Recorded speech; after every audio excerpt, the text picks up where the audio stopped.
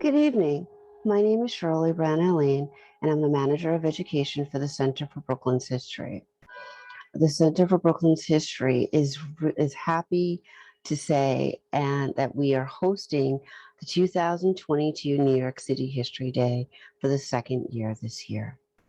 We'd like to welcome all of you here for this wonderful presentation where we will discuss New York City History Day. However, we also have representatives from the National History Day as well as New York State History Day. If you have any questions, please feel free to put them into the chat and we will go to them a little bit later. First of all, I'd like to introduce Alaina McNaughton, who is from the National History Day, and she will speak a little bit about the national contest. And then I will come in and I'll discuss New York City History Day. And then we will also have a representative from the state, and we'll be more than happy to answer as many of your questions as possible. Also with us, and I'm so pleased she's here, is Susan Glaser. Susan Glaser has been participating with History Day, in particular Long Island History Day, for a good number of years and has a whole wealth of knowledge about History Day. So again, we're here to answer your questions. In the chat, we actually have a booklet that we suggest you download that has a lot of information that might also be able to help you answer your questions. Okay? All right. So I'd like to start with Alaina McNaughton from the National History Day. Awesome. Thank you, Shirley. I'm going to share my screen and share a PowerPoint. Can you see the PowerPoint? Yes. Okay.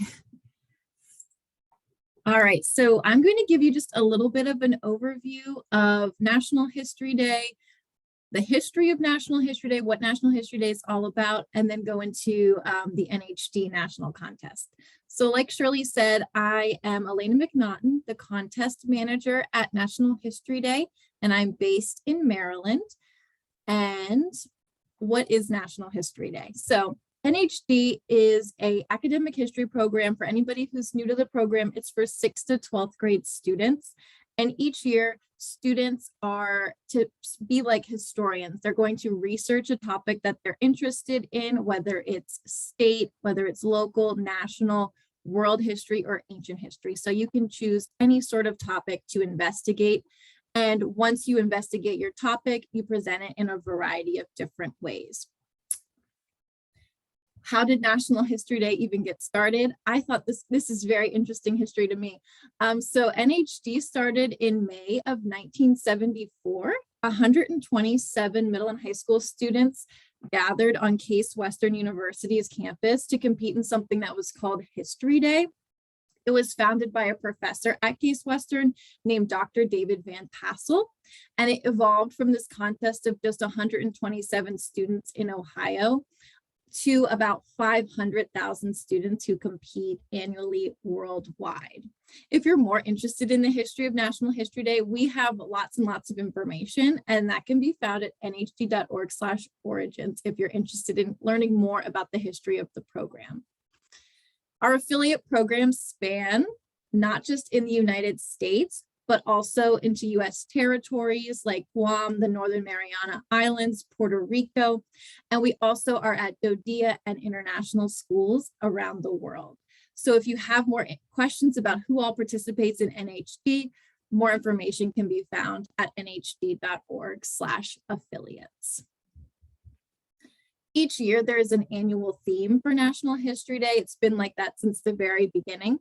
So the purpose of the theme is to help students frame their research. So you can still choose any topic that you're interested in. This just helps you hone your historical argument. So this year's theme, as you probably already know, is debate and diplomacy in history, successes, failures, and consequences. And you can take that however you want. So it's not one set way you have to take that theme. We have plenty of different resources at nhd.org/theme. I know that you also have them at the Brooklyn Center, and all sorts of resources on what you can do with that theme, local history topics, national history topics, world history topics. We just have lots of different resources, so you can take that however you want, and you can focus on what you're interested within debate and diplomacy. With your project research, there is a way that you have to present your projects, and I know Shirley will go over this more in detail later in the presentation, but there are 5 different categories that you can present your historical research and your historical argument. You can do a documentary, which is a 10-minute film. You can do an exhibit, which is modeled like a mini museum exhibit. You can write a paper. You can do a 10-minute performance or a play, or you can create a website. You can work either individually or in a group. And if you have more questions about these different categories, more resources can be found at nhd.org/categories. It'll give you the rules and how they score each of those individual categories, as well as videos, resources, things like that to create projects in each of the categories. Now, how does NHD progress? So I work at the national office, which is is near Washington, D.C., but you're going to first start at your school level contest. From there, you go up to your regional level contest, like New York City History Day. And the winners of New York City History Day will move up to the New York State History Day contest.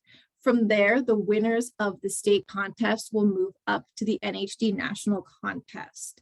So we have about 3,000 students who participate in the NHD National Contest each year. And this year's national contest will take place from June 12th to 16th, 2022, hopefully at the University of Maryland's campus in College Park. And this is where the top projects from each state go. So the top 2 projects in each category at the state contest move on to the national contest in June. If you have more questions about what the national contest looks like, you can put them in the chat, but we also have more information at nhd.org/national contest. And one thing I want to point out, if we have any teachers who are watching now, we have an upcoming NHD program. So if you're a teacher and you want to sign up to apply to our Summer Institute, we have an institute on the American Revolution and the founding era that will be hosted in Providence, Rhode Island this summer.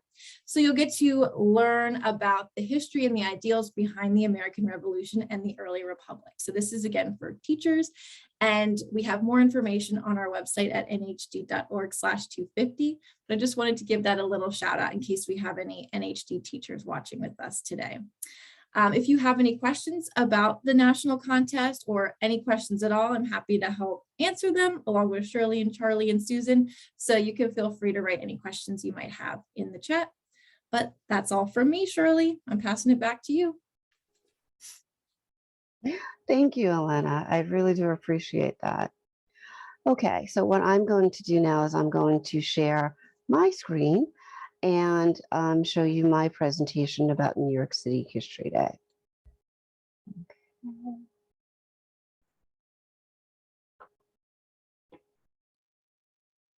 And I hope everyone is able to see my screen. And first of all, welcome to New York City History Day. As you can see, myself, I'm the manager of education for CBH, and Charles Rudoy, who's also is here, education coordinator for CBH. What is the Center for Brooklyn's History? I hope everyone can actually see me. The Center for Brooklyn's History preserves, protects, and shares Brooklyn's history with the borough's diverse audiences and beyond. You might know us though under a different name. We are also formerly known as the Brooklyn Historical Society, as we just merged with the Brooklyn Public Library. Okay, so what is History Day? Well, New York City History Day is a regional contest for the National History Day, a program that provides over 500,000 students each year the opportunity to excel at historical research, interpretation, and creative expression. As Alaina pointed out, each year there is a new theme, and this year's theme is debate and diplomacy in history, successes, failures, and consequences. In the booklet that we have in the chat, we actually have information about this theme. There are videos that that you can be able to find on the National History Day website, and those links are in the booklet, amongst other information about this particular theme. So here's the thing. After you've done your research, as Alaina said, you actually have projects, but the projects are broken up into two different divisions. You have juniors, which are middle school students, and then seniors, which is high school students. And you can either do it as an individual, one person, or a group from 2 to 5 people. The project categories are papers, exhibits, performance, website, and documentary. However, each project must be accompanied by a process paper and a bibliography. A process paper is a paper that discusses how you came up with your topic, how you conducted your research, and the annotated bibliography is a list of resources used for your project and or paper and a summary of each. Okay. So what I'm going to do now is I'm actually going to show you, we actually came up with a small 3-minute video. So we can better show you some examples of the different projects, okay, from each of the categories. So if you'll give me just one moment, I'm sharing my screen. And I just realized it didn't do what it was supposed to do, so I apologize. And just take a moment to watch the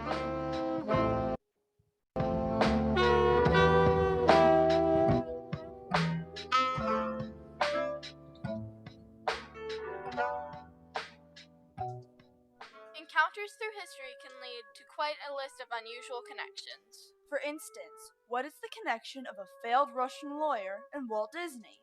Or what about Bloody Sunday in Russia and Christmas in America? Or Archduke Ferdinand and this guy? They're all related because of a very specific cultural exchange, one that helped transform American arts in the past century. It's the story of that failed Russian lawyer who explored new ideas and new markets. It's the story of what happened when ballet came to America. Our ancestors, they're beautiful to look at. We were supposed to be obliterated. They couldn't do it. And thank you, Edward, for showing all those old people too.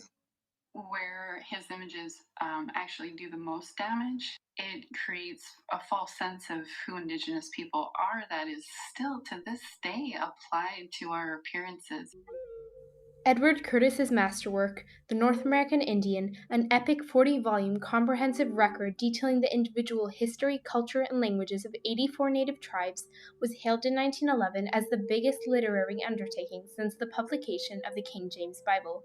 His unprecedented magnum opus shaped American perspectives on Native Americans over the next century. Through his iconic images, Americans have been interpreting and misinterpreting Native Americans, and debating whether his work has contributed to the preservation or the destruction of the understanding of Native American identity.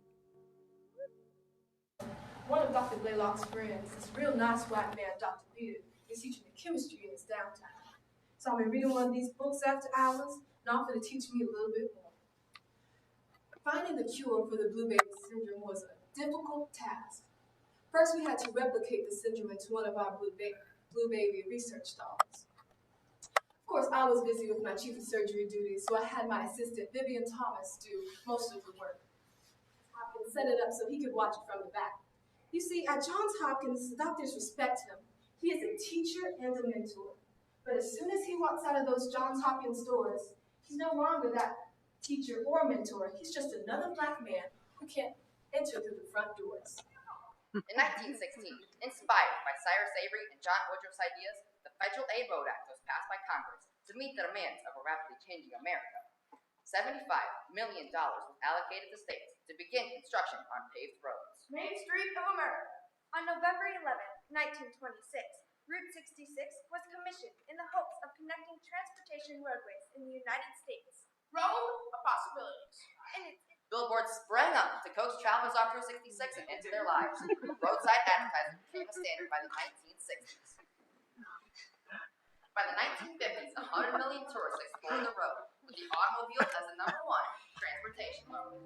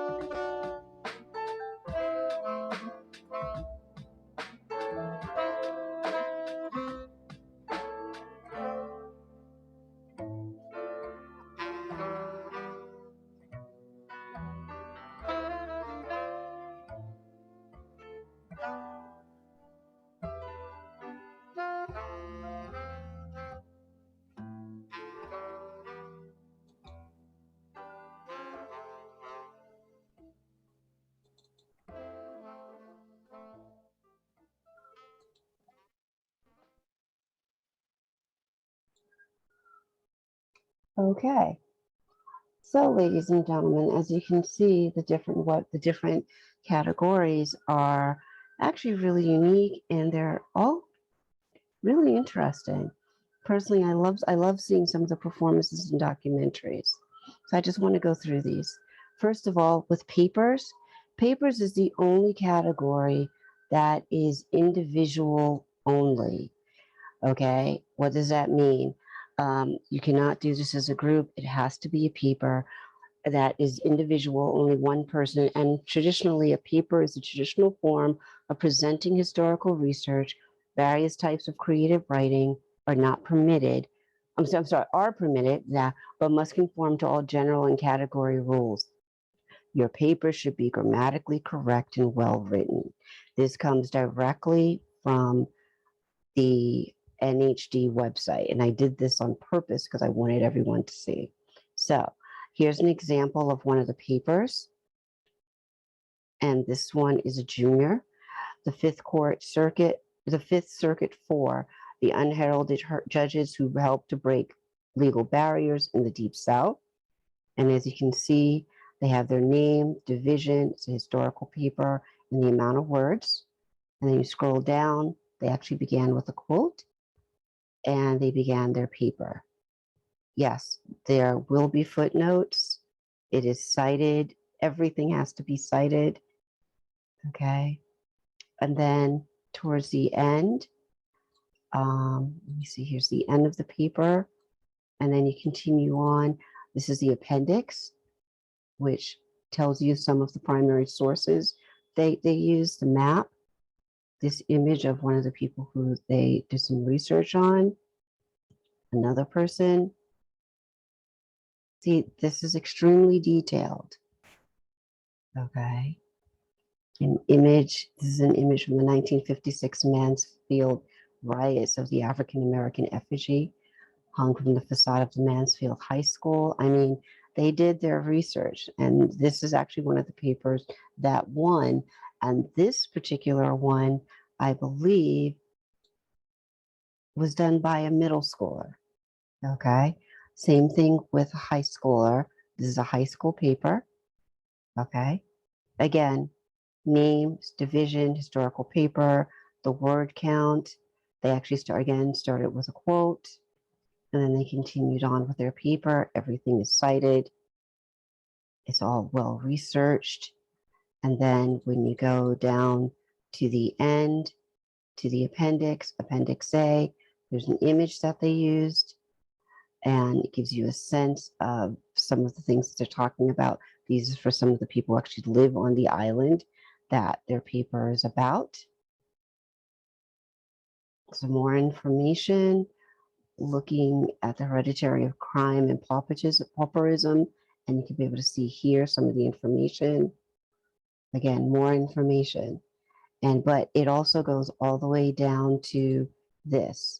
Their annotated bibliography, which is necessary.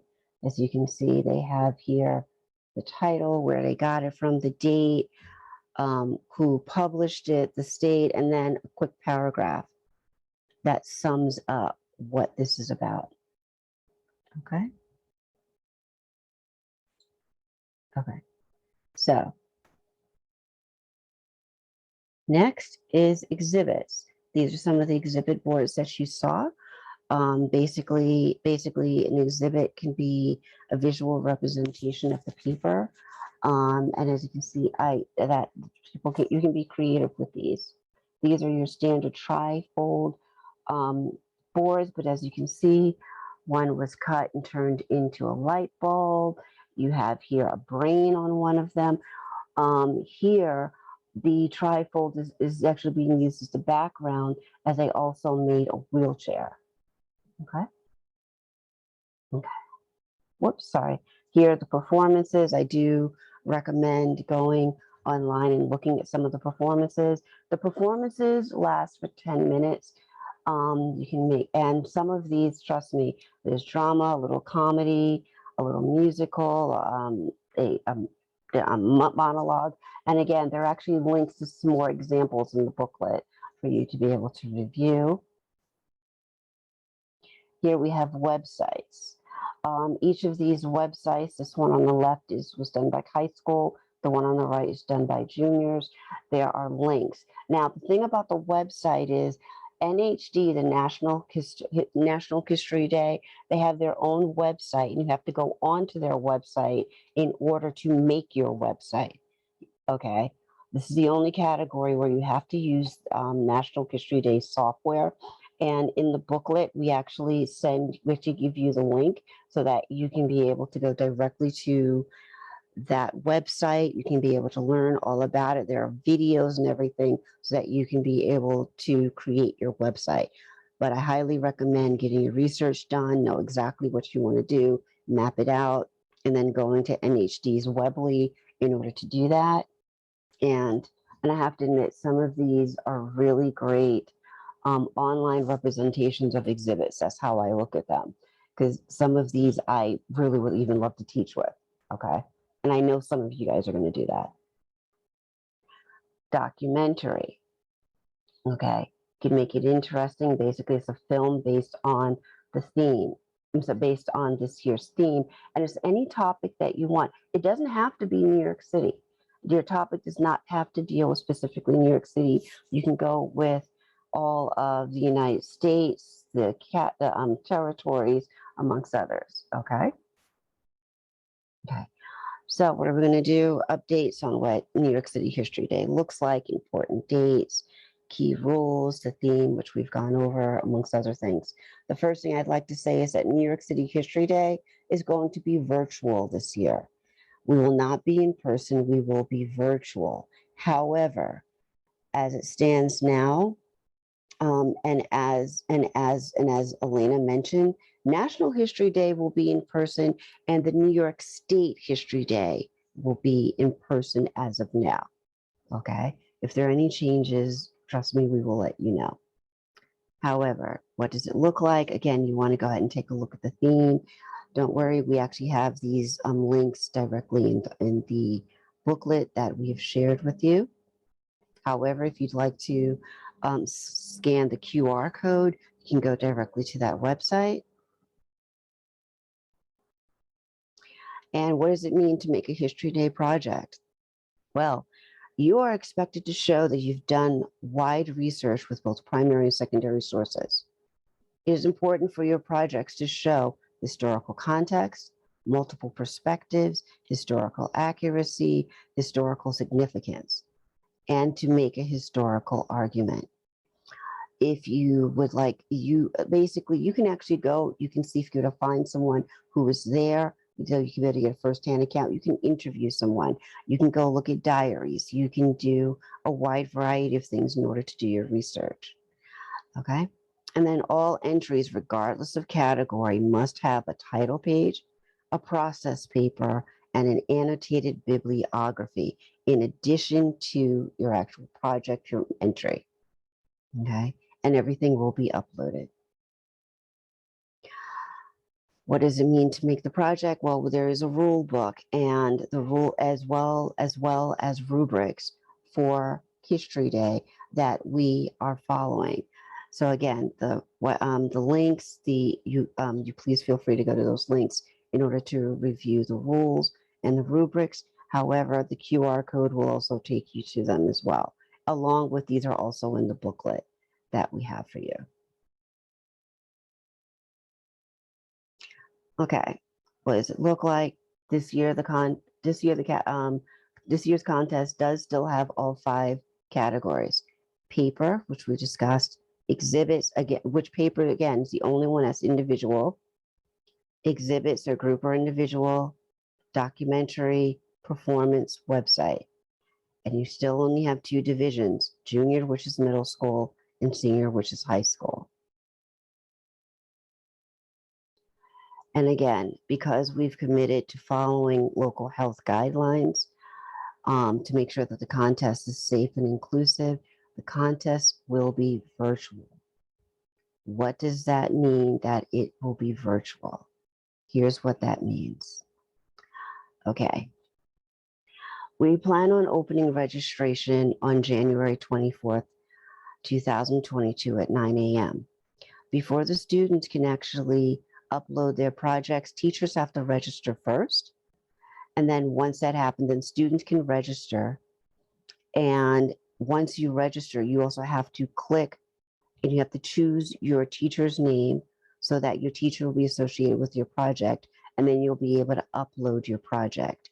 Now, since we are virtual, you have from January 24th to March 9th to upload your project.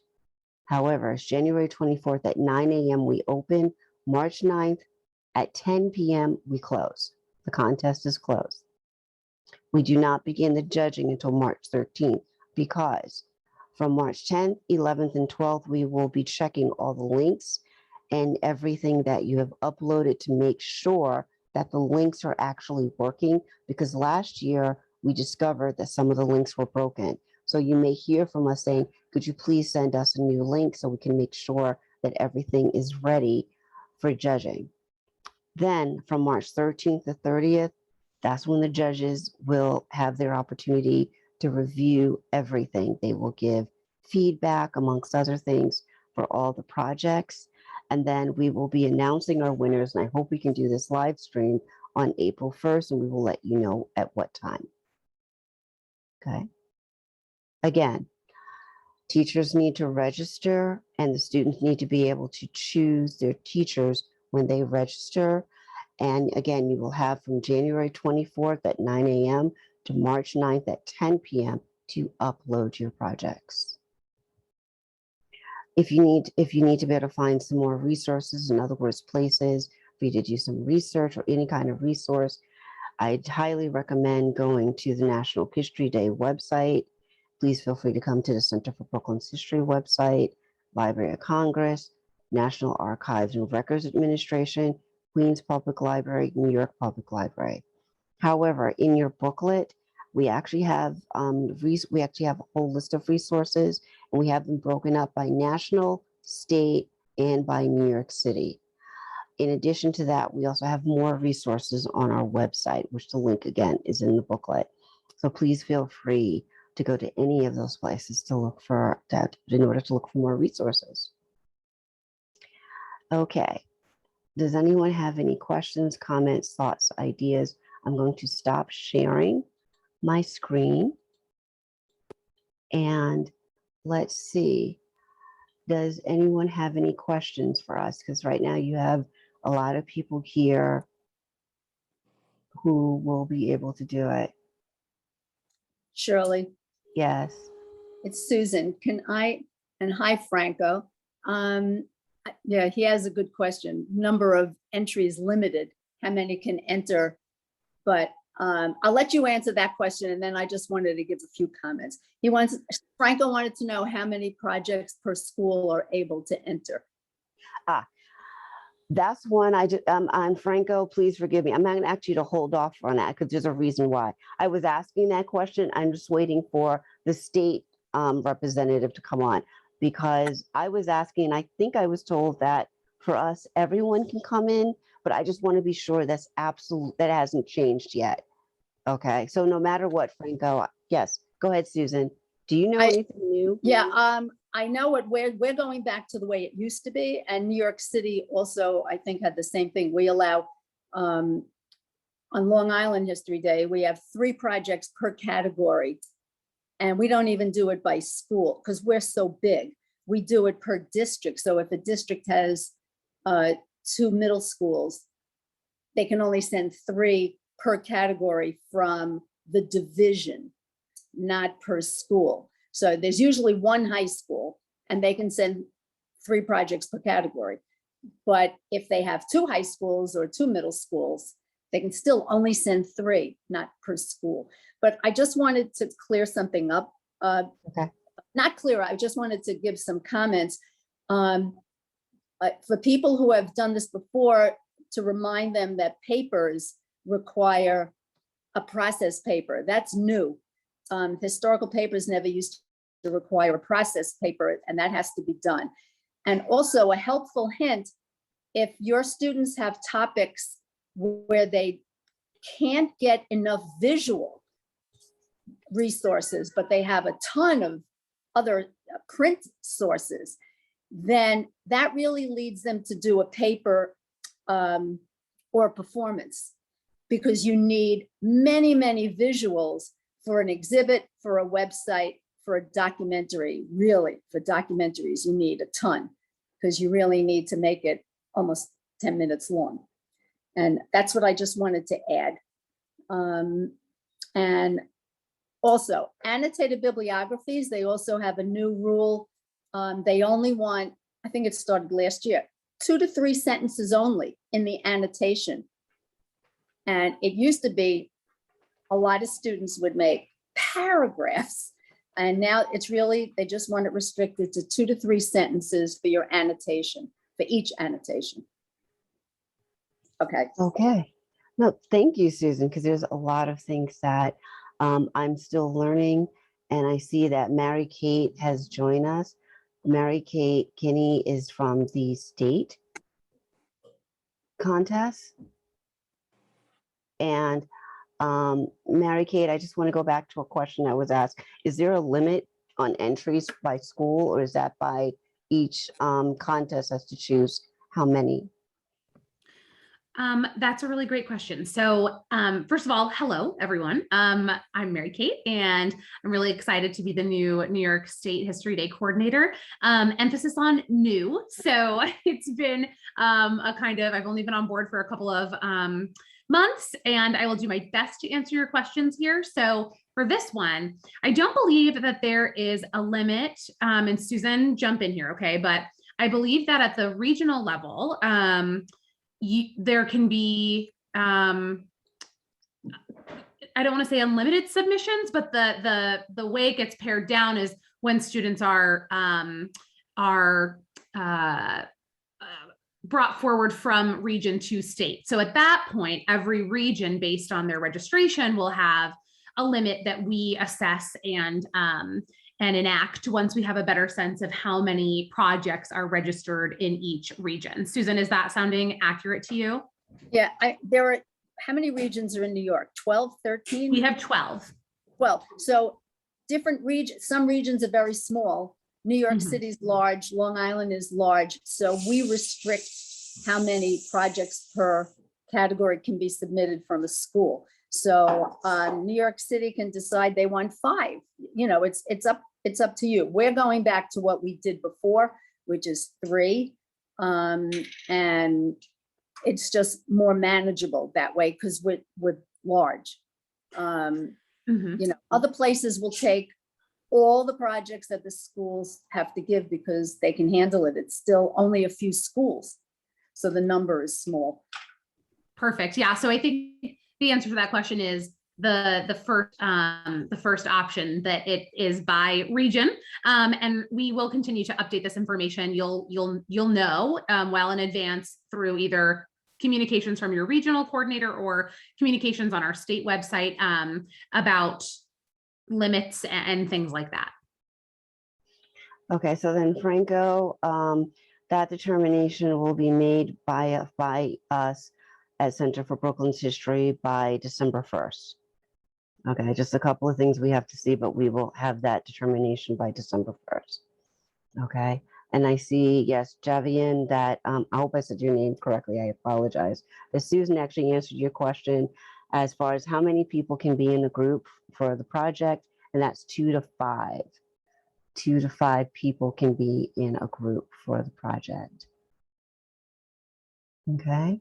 Can I just add, if you're new, don't do all 5 categories. That's a word of advice. Pick 2 categories if you're a brand new teacher. And having 5 people in a group sometimes is pretty unmanageable. So you make the determination for your own students, what works for you and your students. Two people is easy. Once you get to 5, someone doesn't do all the work, then they start complaining, and it's like classroom management. It's managing this group. So teachers have to make their own determination. But my word of advice, don't do 5 categories if you're new. Even if you did this last year, don't do 5 categories. Thank you. Thank you, Susan. You're welcome. Does anyone else have any questions? And I do see that some people are having trouble as far as accessing our booklet. So what I'm doing now is I'm actually going to put in a new, let's see if I can get it, a new link to the booklet. Because for some reason, of course, it's just the way how life is. Everything wants, because it's digital, because we want it to work, it's now deciding it does not want to. So, if you give me a moment, I'm just going to get that as soon as it's, unfortunately, again, because it's digital, of course, the internet has decided it wants to misbehave. So does Shirley, anyone else have a question? Yes. well, I was just going to say, and as we wait for maybe a couple of more questions and for the new link to the booklet, I just wanted to say a couple of quick words about the new state hosts. So I am sure that Shirley mentioned this earlier, but the state contest is now being hosted by SUNY Oneonta, which is a SUNY school out here, central New York area, and the Cooperstown Graduate Program. So CGP is a museum studies graduate program here in Cooperstown, the home of baseball, is how most of you, I'm sure, know it. And the state team, those of us who are going to be working to facilitate this contest and program really year over year from here on out, are a group of amazing graduate students and historians and professors. And we're all just really, really so excited to work with all of you students across the state. So we are available if you have questions. We're updating our website. We're making some changes. So I tell everyone to just have some flexibility, bear with us. We're kind of getting our legs out from under us here in this first year of serving as your state hosts, but we're totally available to you. And we're very, very happy to answer any questions that you might have about just about anything. If we don't know, we'll find the answer. So thank you all. We're just really excited to be part of this program. Okay. Shirley, I just thought of two other helpful hints. For those of you here who've participated before, you know that your students have to stop researching and work on their project. It takes so much time to put a website together and a document all categories, but especially a website, that at some point you have to have your students stop researching and work on their putting the project together. And the other thing is students should look at as many examples of their category as possible so that they really get an idea of what's expected of them and what a History Day project should look like. And if you look in the booklet, we actually have links to some examples, but we also have the link to the National History Days website where they have a whole lot of examples. So we're trying, that was why we created the booklet, to try to give you as much information as possible in one place, including a link to the National History Day handbook and guide and rules. We also have, there's also in there a student workbook and a teacher workbook. Again, we're trying to make sure that you have as much information as possible to help you succeed with this. Okay. Okay, is there any other questions out there?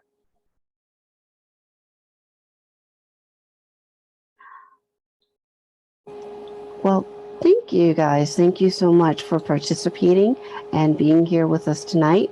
I'm actually going to put the website for New York City History Day into the chat as well. And the booklet, we will be putting it onto the website between tomorrow and Monday. It's just, there was just a few issues that we've had over the past few days.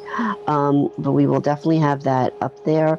And we hope that you gained a lot of great information about History Day. And I hope that you participate. So thank you for being here today. Thank you. Have a wonderful night.